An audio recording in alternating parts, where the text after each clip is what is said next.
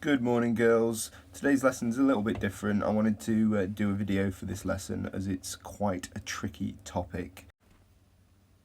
Please watch the video on meiosis and note after the first cellular division of two daughter cells, the haploid number of chromosomes are present in each new daughter cell. So let's have an overview of meiosis. We did this in GCSE. So meiosis is a form of cell division in which the diploid number becomes haploid. So for humans, Homo sapiens, 46 chromosomes turns into a haploid number of 23 chromosomes. And these 23 chromosomes go into a sperm or an egg. In preparation for meiosis, during interphase, DNA replicates once, following which there are two nuclear divisions. That means that it splits first into two cells, and then those two cells split again into four cells. At the end of meiosis, a single diploid cell gives rise to four haploid cells, each containing one member from each pair of the original homologous chromosomes. In sexually reproducing organisms, meiosis occurs at some point in the life cycle to ensure haploid gametes are produced. The haploid gametes fuse at fertilization so that the diploid number is restored, and this is the zygote. Obviously, meiosis occurs in the testes and in the ovaries of males and female animals. So there's an outline of meiosis. You have a diploid parental cell with one pair of homologous chromosomes, the blue representing the father's chromosome, the red representing the mother's. Each chromosome consists of a pair of chromatids, and so they double up. The DNA replicates during interphase.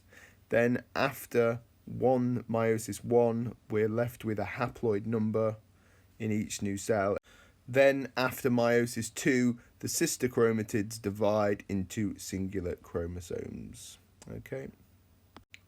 These four haploid gametes will then be turned into sperm, or if it's female, they'll be turned into ova. So, just a reminder where meiosis takes place. In humans, the male gametes are manufactured in the testes, and again, this gives rise to immature sperm cells called spermatids. Again, the male's 46 chromosomes are halved into a haploid number of 23. Those 23 chromosomes will go into human sperm. Animals aren't the only ones that undergo meiosis. In flowering plants, the male gametes, pollen grains, are produced in the anthers. So meiosis takes place in the anthers in all flowers. Therefore, if you ever see flowers in a plant, that means they are reproducing sexually. And here's just a quick view of the cross-section through an anther. Reveals all the pollen sacs, which is, again, the male gamete in plants.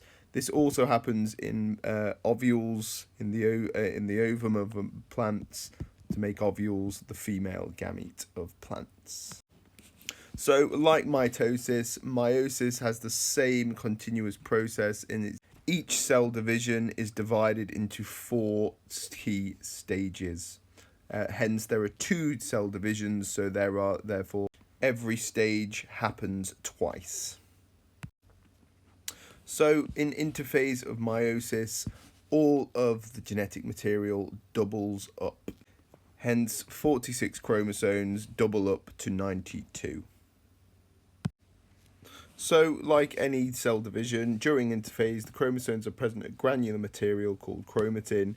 The DNA replicates, and the organelles are manufactured in preparation for cell division. Then prophase 1 begins. And prophase 1, just like every other prophase 1, the chromosomes shorten and become thicker. Remember, this is all being observed under a microscope. So, prophase 1 in meiosis is really, really important stage.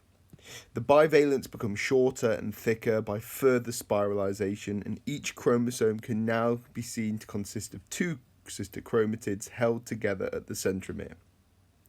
The homologous chromosomes come to lie close together in a process called synapsis. The paired chromosomes are called bivalents.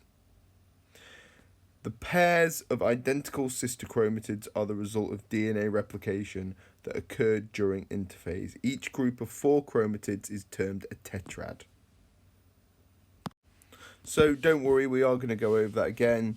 It's a lot of information, so we'll just go really slowly. So just to build us up again, a pair of sister chromatids result from the replication of DNA during interphase. So a pair of homologous chromosomes. Remember, your homologous chromosomes, one pair, one of them came from your mother, the maternal, and one came from your father, the paternal. The 4 closely associated chromatids for each of the pairs of homologous chromosomes form an arrangement known as a tetrad. A tetrapack means just 4, doesn't it? So just remember, tetrad means the 4 closely associated chromatids. At this stage, during meiosis prophase 1, the non-sister chromatids closely associate, and they become that close together that they intertwined, forming positions of overlap known as chiasmata. At these positions of chiasmata, the non-sister chromatids break and exchange sections of genetic material in a process known as crossing over. This is a massive important step, and this results in genetic variation in the offspring. This is also the reason why sisters and brothers do not look alike, because of this crossing over, leading to different pairs and different bits of genes from mothers and fathers going into their offspring. So, as a result of this, the exchange of genetic material between the chromatids of maternal and paternal origin is one key source of genetic variation that results from meiosis. So just to make sure that we are happy with those definitions, a chiasmata is where they cross over, the crossing over of the maternal and paternal chromatids. The 4 closely associated chromatids are called a tetrad. Tetra means 4. So on our model again, chiasma formation, and then at the end the crossing over and the exchange of genetic material. Obviously this is just a model, as always. What does it actually look like in real life? So in real life, the chiasmata and crossing over, the photograph below shows a pair under the microscope. The positions of the chiasmata, you can see where the sister chromatids are switching over. The longer the chromosome, the greater the number of chiasmata that are likely to form.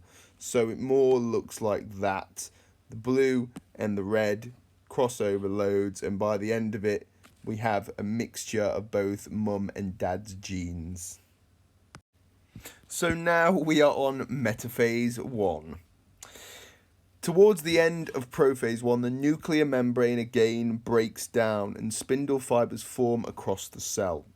During metaphase 1, the chromosomes line up along the equator of the spindle in their homologous pairs. Now, the key thing here is the orientation of each pair of chromosomes becomes at random. And this, again, now is a massive important bit. And this provides a second source of genetic variation that results from the process of meiosis. This is called independent assortment of the chromosomes. So just to highlight again, independent assortment in metaphase 1, what happens? The maternal and paternal chromosomes line up, but they line up at the equator independently and jumbled up. So if normally they were like all on one side, the maternal and then the paternal, in metaphase 1, by the end of it, the independent assortment means lined up at the equator is a mixture of both mum and dad's chromosomes in different arrangements. So in anaphase 1, the spindle activity separates the homologous pairs of chromosomes. The homologous pairs of chromosomes migrate to opposite poles of the cell. So just to show anaphase 1, again, the homologous pairs separate, spindle fibres have that winding in action, then we'll enter telophase, and that will be the separation of the nucleus and cell. So telophase 1, the spindle disintegrates and nuclear membranes reform. In animal cells, the membrane constricts down the middle of the cell and two daughter cells are formed. Cytokinesis takes place. Each daughter cell contains one member from each pair of homologous chromosomes. Key thing is to remember the two daughter cells at the moment are now haploid. So now we begin the second phase, the second cell division, where it happens all over again. And this is basically splitting up the sister chromatids into single chromosomes. So this is where the two cells entering prophase 2 of meiosis possess one member from each pair of homologous chromosomes and thus described as haploid cells. During late prophase 2, again, the nuclear membranes disintegrate again and spindle fibres begin to form. So in metaphase 2, the chromosomes, each consisting of two sister chromatids, line up independently along the equator of the spindle. The purpose of meiosis 2 is to separate the sister chromatids and to distribute them into 4 products of meiosis. Just a thing to note that when the chromosomes line up in metaphase 2, usually to separate it, they line up on the opposite plane as they did on metaphase 1. So as you can see, metaphase 1, they lined up on a vertical axes, whereas then metaphase 2, they would line up on a horizontal axis. So then we go into anaphase 2. During anaphase 2, the centrioles replicate, allowing the chromatids to repel one another. Spindle activity pulls the chromatids to opposite poles of the cell, where now we can describe them as chromosomes. And then we're into the final stage, which is telophase 2.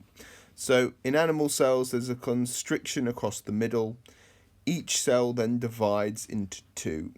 The 4 haploid daughter cells result, each possessing one member from each pair of the original chromosomes.